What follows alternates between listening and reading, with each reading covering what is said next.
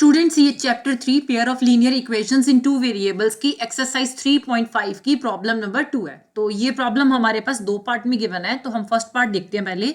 For which values of A and B does the following pair of linear equations have an infinite number of solutions. ठीक है, आपके पास एक pair of linear equation given है। ठीक है, इसमें जो इन्होंने कोफिशिएंट्स लिए हैं वेरिएबल्स के वो ए और बी की फॉर्म में लिए हैं इन इक्वेशन सेकंड, राइट। और आपसे पूछा गया है कि ये जो ए और बी है इनकी कौन सी पॉसिबल वैल्यू के साथ हमारे पास ये जो पेयर ऑफ लीनियर इक्वेशंस हैं इनके केस में infinite number of solutions observe होंगे, राइट। सो सबसे पहले हम अपना इक्वेशन देख लेते हैं। सो फर्स्ट इक्वेशन है हमारे पास 2x + 3y = 7 और second equation is a - b x + a + b y = 3a + b - 2। इन्हें फर्स्ट ऑफ ऑल हम अपनी स्टैंडर्ड इक्वेशन की फॉर्म में लेके आएंगे, राइट। सो इसके लिए ये जो 7 है =2 के राइट साइड पे इसे मैं लेफ्ट साइड ले जाऊंगी। तो जब ये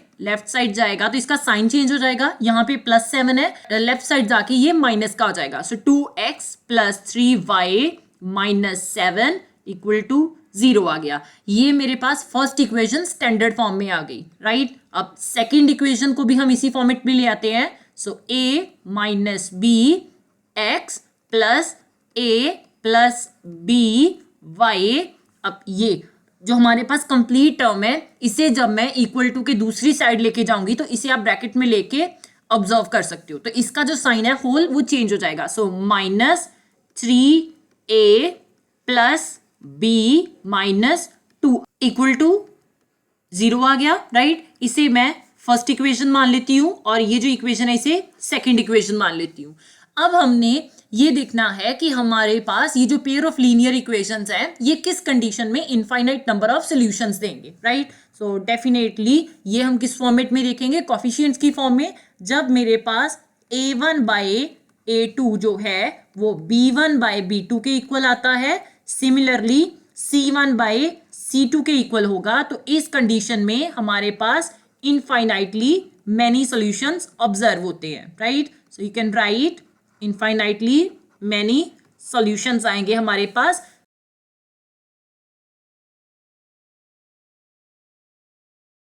सो अब हमने a1/a2 इसकी वैल्यू फाइंड आउट करनी है, तो वो हम कैसे करेंगे। ये जो हमारे पास हमारी पेयर ऑफ लीनियर इक्वेशंस हैं इनको स्टैंडर्ड इक्वेशंस के साथ कंपेयर करके, राइट। एक साइड मैं फर्स्ट इक्वेशन लिख लेती हूँ अपनी, दैट इज 2x + 3y - 7 = 0 और दूसरी side second equation a - b x + a + b y - 3a + b - 2 = 0। अब इसे पहले आप स्टैंडर्ड इक्वेशन के साथ कंपेयर करोगे। इसे मैंने फर्स्ट इक्वेशन माना है तो इनके कोफिशिएंट्स जो होंगे उसे मैं a1 x b1 y और c1 = 0 के साथ कंपेयर करूंगी। तो अगर आप इन्हें कंपेयर करो तो इस केस में a1 की वैल्यू 2 आ रही है, b1 की वैल्यू हमारे पास 3 आ रही है और c1 अगर आप देखो तो यहाँ पे +c1 है, लेकिन जो हमारे पास एक्चुअल इक्वेशन है उसमें -7 है। तो c1 की वैल्यू कितनी आ गई, -7 आ गई। अब सेकंड इक्वेशन को भी ऐसे कंपेयर कर लोगे तो इसके कोफिशिएंट्स को हम a2 b2 और c2 कहेंगे। सो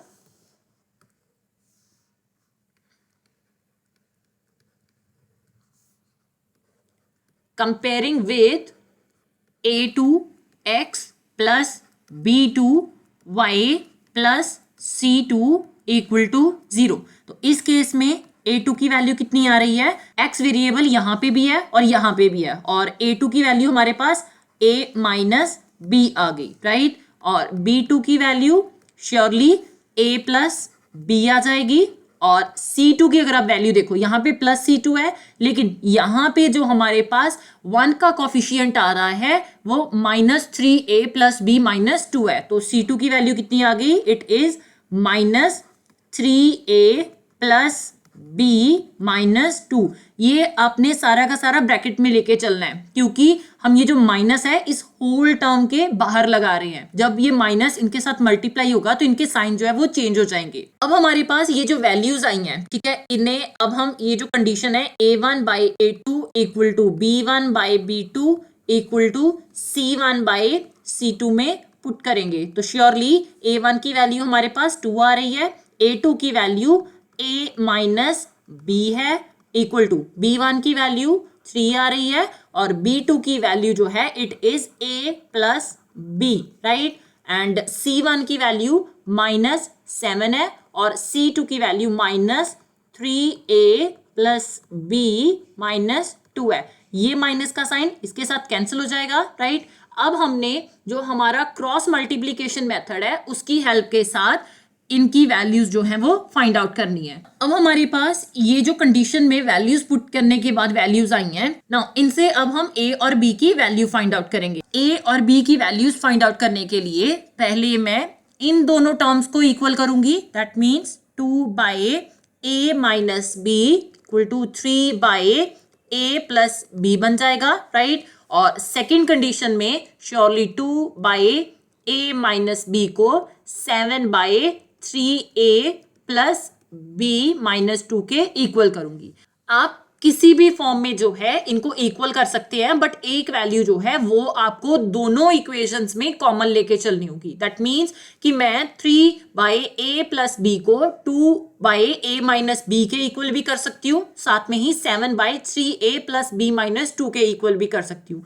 लेकिन दूसरी कंडीशन में भी मुझे सेम ही जो वैल्यू है वो लेके चलनी होगी। सो अब हम इन्हें क्रॉस मल्टीप्लाई करते हैं। सो श्योरली ये जो क्रॉस मल्टीप्लीकेशन है इसमें a प्लस b श्योरली 2 के साथ मल्टीप्लाई हो जाएगा और a माइनस b 3 के साथ। So 2a plus b equal to 3 into a minus b आ गया और यहाँ पे भी क्रॉस मल्टीप्लाई हो जाएगा। सो 3a प्लस b माइनस 2 के साथ मल्टीप्लाई हो जाएगा इक्वल टू 7 जो है वो a माइनस b के साथ मल्टीप्लाई होगा। सो 2 into a 2a 2 into b 2b आ गया, 3 into a 3a minus 3 into b 3b बन जाएगा।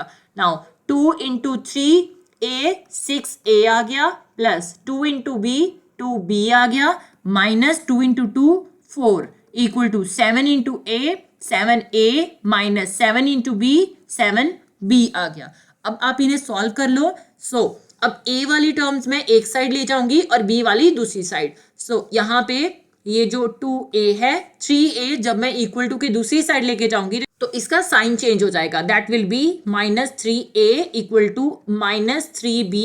ऑलरेडी यहाँ पे माइनस का है, 2b जब मैं इक्वल टू के दूसरी साइड लेके जाऊंगी तो ये माइनस का 2b हो जाएगा, right. So 2a minus 3a minus a आ गया माइनस 3b माइनस 2b ये माइनस 5b बन गया। माइनस के साथ माइनस कैंसिल हो गया, a की वैल्यू कितनी आ रही है 5b। अब इसे आप सॉल्व कर लो, a वाली टर्म्स आप एक साइड ले जाओ। ये 7a जब मैं इक्वल टू की दूसरी साइड लेके जाऊंगी तो ये अपना साइन चेंज कर लेगा, दैट मीन्स ये माइनस का हो गया, राइट। 2b जब मैं दूसरी साइड लेके जाती हूँ तो ये भी माइनस का जाएगा, 7b माइनस 2b आ गया। माइनस 4 है, ऑब्वियसली इसका भी साइन चेंज हो जाएगा और ये प्लस का 4 हो जाएगा, right. 6a minus 7a minus a आ गया equal to minus 7b plus 2b minus 9b आ गया प्लस का 4। अब माइनस का साइन मैं कॉमन निकाल सकती हूँ, तो जब भी माइनस का साइन कॉमन निकलता है तो श्योरली 9b के साथ माइनस का साइन हट जाएगा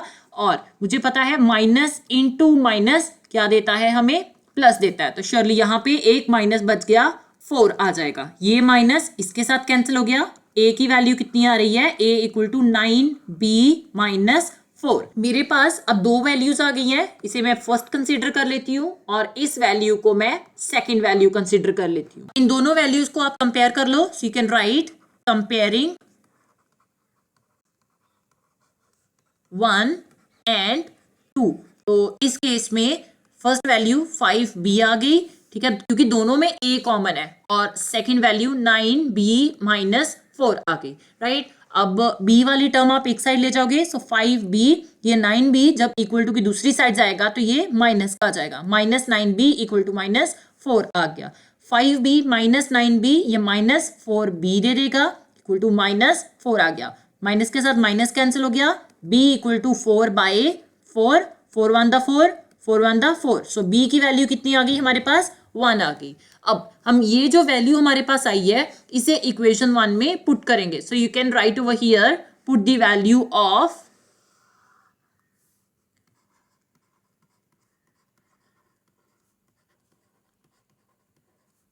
b in equation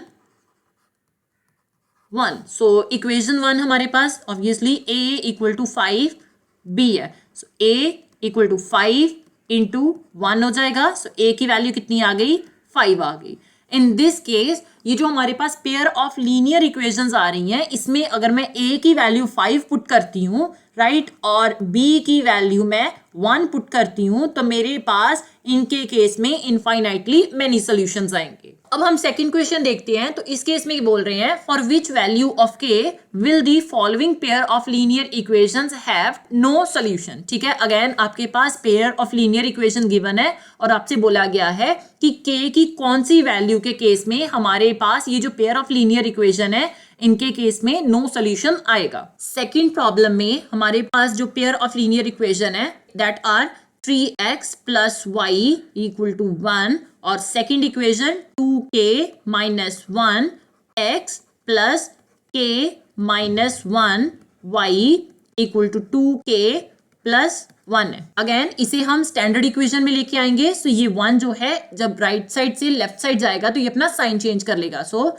3x plus Y minus 1 equal to 0 बन गया, राइट। अगेन ये भी जो 2k प्लस 1 है इसे मैं ब्रैकेट में ले लेती हूँ, तो जब ये आप राइट से लेफ्ट साइड लेके जाओगे तो ये भी अपना साइन चेंज कर लेगा, so 2k minus 1 x plus k minus 1 y minus 2k plus 1 equal to 0 बन गया।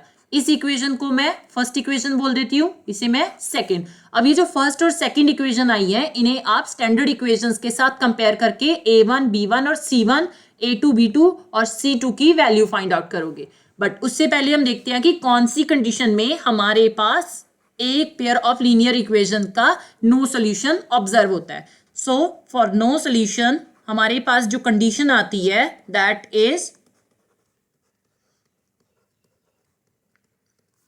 a1 by a2 equal to b1 by b2 तो होगा, but it is not equal to c1 by c2, right. So हमारा first target क्या है कि हमने ये जो दो इक्वेशंस हैं इनको स्टैंडर्ड इक्वेशंस के साथ कंपेयर करके a1 a2 b1 b2 और c1 c2 की वैल्यू फाइंड आउट करनी है। मैं एक साइड अपनी फर्स्ट इक्वेशन लिख लेती हूँ 3x plus Y minus 1 equal to 0 और second equation 2k minus 1 x plus k minus 1 y minus 2k plus 1 equal to 0।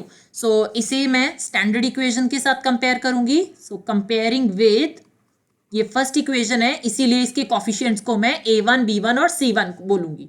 So comparing with a1 x plus b1 y plus c1 equal to 0। So इन दोनों equations को जब आपने compare किया तो a1 की value कितनी आ रही है 3, b1 की वैल्यू हमारे पास 1 आ रही है क्योंकि y के साथ हमारे पास कोई भी वैल्यू प्रेजेंट नहीं है, तो जब भी कोई वैल्यू प्रेजेंट नहीं होती है तो हम 1 अज्यूम करते हैं, और c1 की वैल्यू -1 आ रही है। अब सेम वे में अब सेकेंड इक्वेशन देखोगे, सेकेंड इक्वेशन है इसीलिए इनके कॉफिशिएंट्स को हम a2 b2 और c2 बोलेंगे। So comparing with a2x plus b2y plus c2 equal to 0। In this case a2 की वैल्यू 2k माइनस 1 है, right.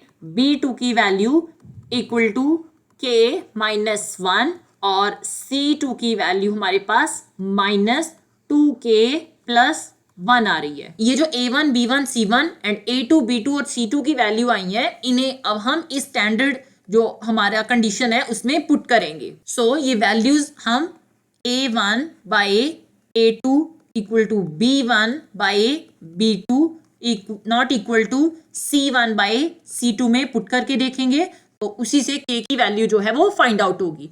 So in this case A1 की वैल्यू हमारे पास 3 आ रही है डिवाइडेड बाय A2 की वैल्यू 2K माइनस 1 है, right, equal to B1 की value 1 आ रही है और B2 की value K minus 1. It is not equal to C1, that is minus 1 by C2 की वैल्यू माइनस 2K प्लस 1. सो ये माइनस का साइन इसके साथ कैंसिल हो गया.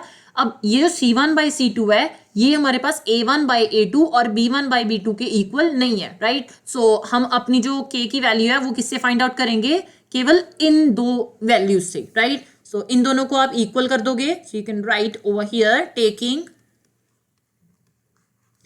A1 by A2 equal to B1 by B2. सो यहाँ पे वैल्यूज पुट करेंगे.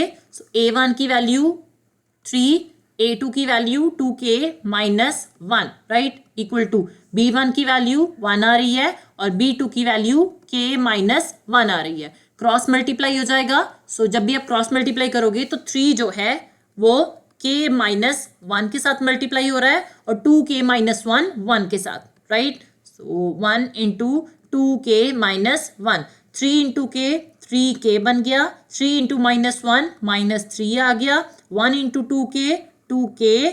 1 into minus 1 minus 1 आ गया. K वाली टर्म आप एक साइड ले जाओगे. So 3K ये 2K जो है इसे जब मैं लेफ्ट साइड लेके जाऊंगी तो इसका साइन चेंज हो जाएगा. ये माइनस का 2K हो गया इक्वल टू माइनस 1 और ये माइनस 3 जब मैं राइट साइड लेके जाऊंगी तो ये प्लस का 3 हो जाएगा, राइट. सो 3K माइनस 2K श्योरली ये K आ गया इक्वल टू माइनस 1 प्लस 3 ये 2 आ जाएगा. सो जब हम K की वैल्यू 2 पुट करेंगे तो इस कंडीशन में ये जो हमारे पास पेयर ऑफ लीनियर इक्वेशंस है इनके केस में नो सॉल्यूशन ऑब्जर्व होगा. सो you can right therefore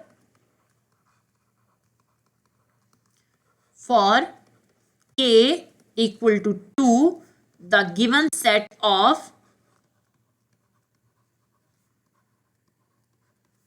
equations